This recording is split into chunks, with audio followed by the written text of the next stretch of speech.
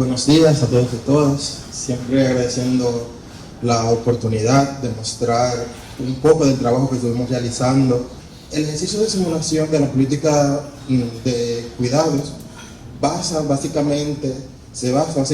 en hacer una representación de los efectos esperados que tendría implementar una política de cuidados a nivel nacional. Y en pocas palabras, una política de cuidados son aquellos servicios que se proveen a los hogares que tienen personas dependientes en el hogar y que esas personas necesitan una atención especial diferente a personas que son totalmente independientes. Personas dependientes, estamos hablando de niños y niñas en un rango de edad que puede ser desde la primera infancia hasta niños de 13 años. También estamos hablando de personas con discapacidad avanzada o adultos mayores que no son totalmente independientes. El ejercicio de simulación se concentra principalmente en estas poblaciones de las personas dependientes adultas, incluyendo las personas con discapacidad, y los niños de 0 a 4 años. Cuando me presentaron el problema de microsimular la Política Nacional de Cuidado, me presentaron varias preguntas que tenía que responder el ejercicio. Primero, ¿cuántas personas con dependencia hay en el país? Segundo, ¿cuál es el impacto esperado en el mercado laboral por la prestación de servicios? ¿Cuánto costaría la prestación de esos servicios? Y también cuál sería el impacto en la pobreza. En ese momento yo me sentí como si yo fuera Santa Claus y un niño pequeño me estuviera pidiendo regalos. Es bastante, vamos a decir, complejo. Por un lado, porque en el sistema de la Política Nacional de Cuidado hay varias entidades, incluyendo no solamente el Ministerio de la Mujer y el Ministerio de Economía, que eran los líderes, vamos a decir, coordinadores del sector, sino diferentes prestadores de servicios que también se tenían que considerar dentro de la simulación, y todos esos servicios entonces tenían que tener variables de salida para esas 4 preguntas. Entonces, la primera paso para entender cómo pudiéramos hacer el ejercicio de simulación era construir una teoría de cambio sobre los impactos esperados que se tendrían de la política, empezando por definir cuáles serían los insumos para la realización de la política, que esto va de inversión en capital incluso hasta nacional, pasando por un resultado primario, que son las personas atendidas, y un resultado de impacto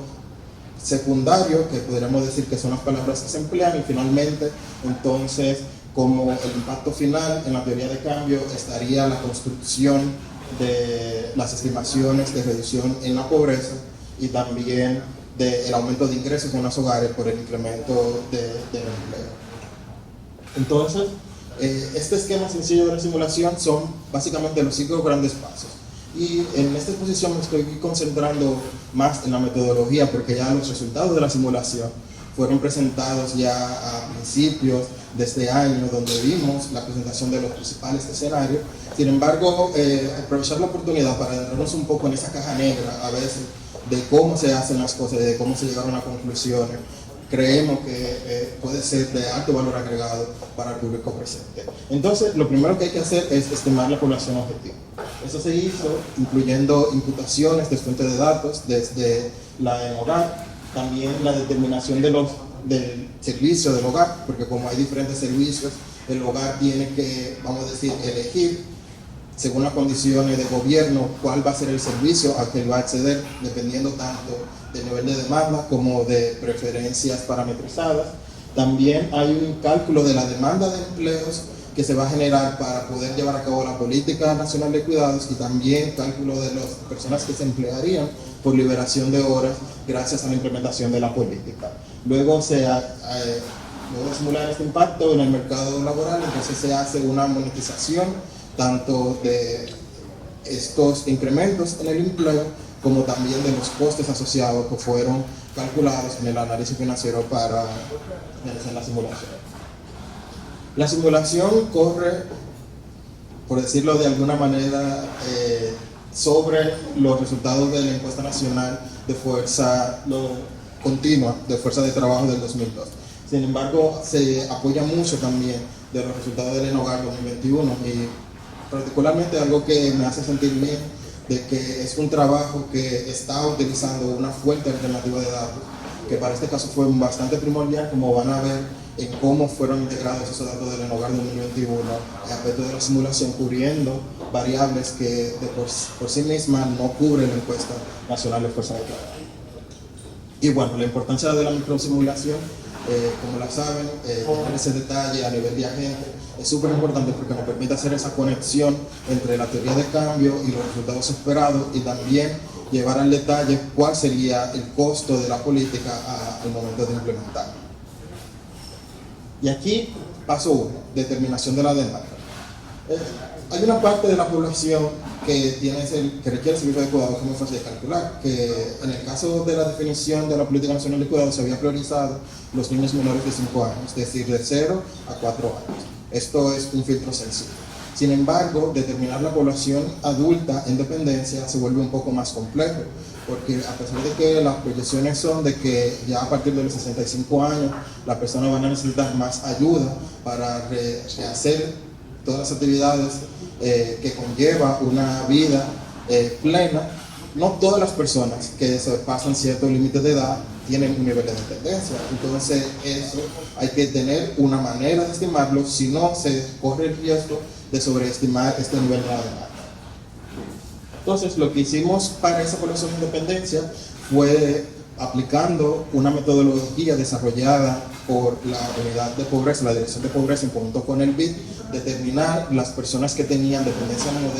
moderada y severa, aplicando un algoritmo que se basaba así en las preguntas del Consejo de Washington. No el malo, sino unas preguntas que van sobre la discapacidad.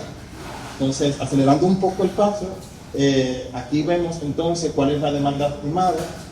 y quedamos en que básicamente el 90% de toda la demanda son los niños de 0 a 4 años, con alrededor de 67.500 personas con discapacidad, adultos mayores con cierto nivel de dependencia y otras 30.000 personas con alguna discapacidad.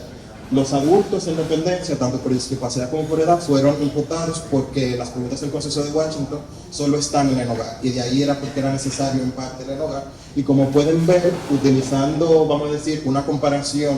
entre el valor imputado y el valor real, no hay mucha diferencia y no fue estadísticamente significativa, a pesar de que se imputó por propensión de, vamos a decir, la propensión por grupo etario. Como pueden ver aquí, el reto de la simulación es que fuera lo suficientemente flexible para considerar las diferentes opciones que tenían las personas para acceder a los diferentes servicios. Primero se hacen filtros de focalización que podían ser por área rural, por niveles de pobreza, por sociología del hogar, infinitamente todas las variables básicamente que podía contener la NSFT, y luego, dependiendo si caía dentro del grupo de focalización y tenía demanda, se asignaba un servicio de acuerdo a probabilidades, que estas fueron las que se hicieron en el ejercicio general, pero que son variables. Es decir, que por ejemplo, aunque en la simulación se dice que de los niños de 0 a 3 años, el 90% accedería a un servicio institucional, que en este caso son las aulas de MINEP. Entonces, el resto del 10% podría acceder entonces a, vamos a decir, servicios domiciliarios. Pero todos estos son variables ajustables que se pueden cambiar en el modelo y que conviertan el ejercicio de simulación en un factor bastante sensible para estimar cómo se comportarían las personas ante la prestación de servicios. Entonces, el siguiente paso fue la cálculo de empleo y de requerimiento de infraestructura a la población de servicio y administración de los costos. Para esto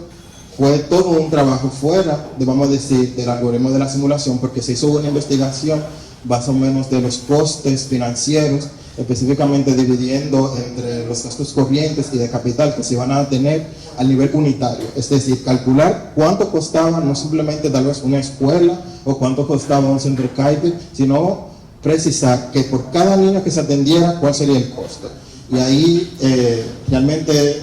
se revela un poco de la complejidad un poco de la simulación y ese respeto que a veces desde la economía, vamos a decir, pequeños knockouts que le hacemos al sector financiero, pero lo importante que fue para el ejercicio de la simulación poder llevar a cabo esa precisación porque nos enseñó mucho sobre cómo debía de ser la estructura de distribución de los servicios. Por ejemplo, en esa gráfica se puede ver, si comparamos el coste capital de atender a una persona mayor de 65 años en un asilo versus enviar a una persona a que le atienda a domicilio bajo unas cuantas horas predeterminadas, uno nos damos cuenta de que la inversión en capital solamente se recuperaría 10 años después, con los ahorros que se producen de atenderlo en un sector o en otro. Y eso fue información que fue muy valiosa y que nos enseñó mucho en el caso del MEPI para llevar a la negociación con las otras entidades que forman parte del sector. Luego la simulación hace un impacto del mercado laboral con liberación de horas. Esto es que se estimó que si una, por lo general, mujer en su hogar recibe la atención de una persona que vaya a su hogar o que lo puede enviar un cambio o que lo puede ver en la escuela, ¿cuál sería la probabilidad de que esa persona se integrara al mercado laboral? Para eso se hicieron varios modelos donde se estimó, vamos a decir, algunas de los resultados. Aquí hablamos de un modelo,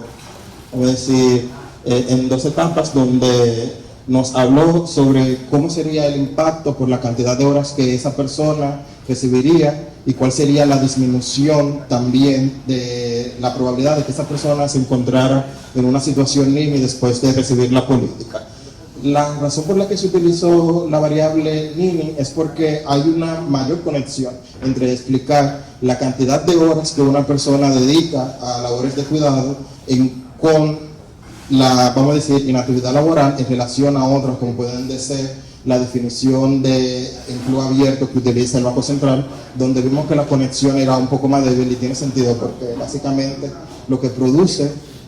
a veces tener una persona independiente es un abandono del mercado laboral en sí, no una disminución de que te contraten si tú estás buscando empleo.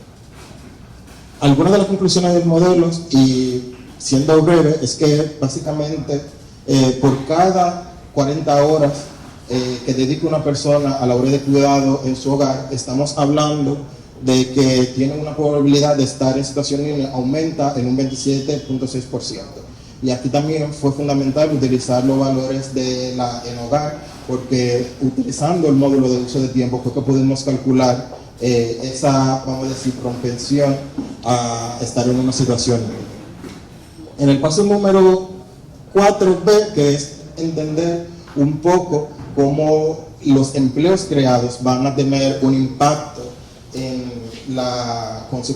creación de empleos en el mercado laboral, en la probabilidad de que las personas se empleen. Entonces vemos aquí otro que parece un árbol de decisión, pero que básicamente constituye una segmentación de tanto los empleos generados por liberación de horas como los empleos que demandaría la Política Nacional de Cuidado y que se tendrían que integrar en la demanda total. Entonces, por liberación de horas se estima que básicamente un 27.6% se integraría al mercado laboral, y de ese 27.6% de las mujeres que tenían una persona con demanda de cuidado en el hogar y que se encontraban en situación NIMI, un cuarto se dirigiría a ser empleadas en la propia Política Nacional de Cuidado y el restante se integraría al mercado laboral general. Para los empleos directos y de la simulación de cuidados, porque se calculó de que si yo voy a atender a unas, vamos a decir, 400.000 personas más, eso me generaría empleos en parte en el sector público para responder a esa demanda. Entonces lo que hizo fue que se imputó esos nuevos empleos creados y se le asignó un ingreso a través de calcular 2 Heckman. Uno, vamos a decir, clásico, considerando la probabilidad de que una persona esté empleada en la primera parte de la ecuación, y un Heckman que fue ajustado por la probabilidad de estar empleado en el sector formal. Algo muy importante es que,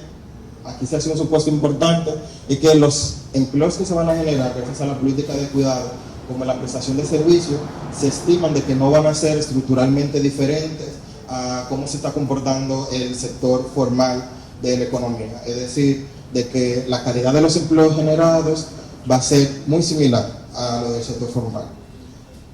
O sea, va a ser, por ejemplo, un gerente, técnicos, personas que limpian más o menos esa estructura y en esas mismas cantidades. Y para nosotros era importante,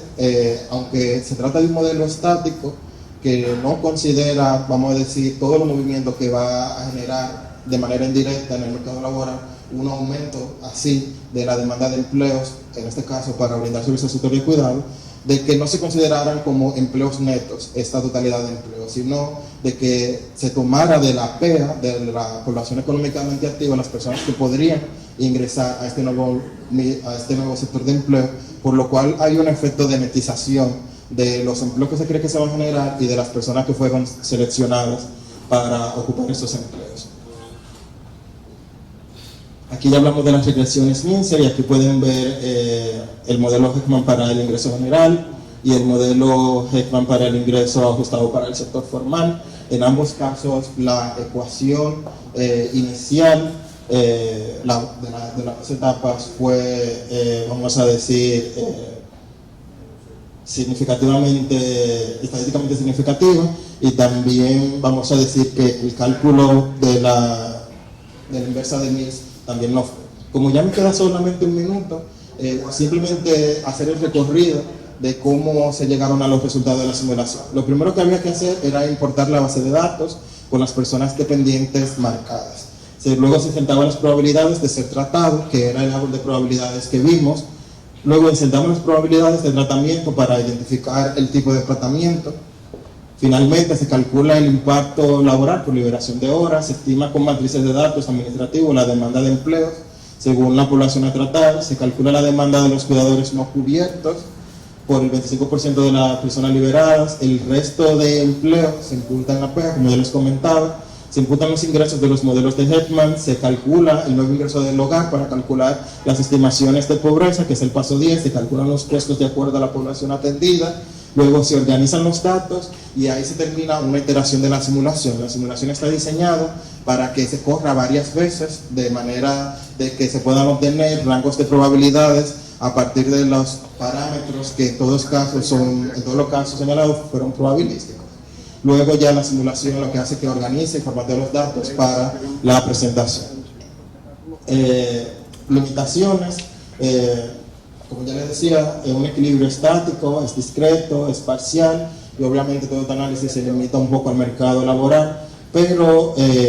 y también en ese sentido no recoge todos los efectos de derrame que puede tener una política de cuidado. Esencialmente, por ejemplo, el impacto que puede tener en los resultados educativos de un niño estar desde los 0 años de edad en un sistema que esté básicamente proveyéndole servicios educativos. Entonces, las conclusiones son básicamente los resultados que tuvimos, de que se tendría un impacto importante en los indicadores de pobreza en el país, no sin una inversión considerable también, pero estaríamos hablando de una reducción del 7 puntos de la pobreza general, un punto arriba, un punto abajo, por el rango de confianza de la simulación. Y básicamente yo creo que como mayor sentido puede desarrollar básicamente una calculadora muy específica para una política, y yo creo como que como aporte, como ejercicio, es uno de, vamos a decir, de la consecuencia más importante que tuvo para nosotros el proceso de simulación, hacer ese proceso de documentación de cómo utilizando estas herramientas podemos responder preguntas específicas para sectores específicos. Entonces, muchas gracias por escuchar.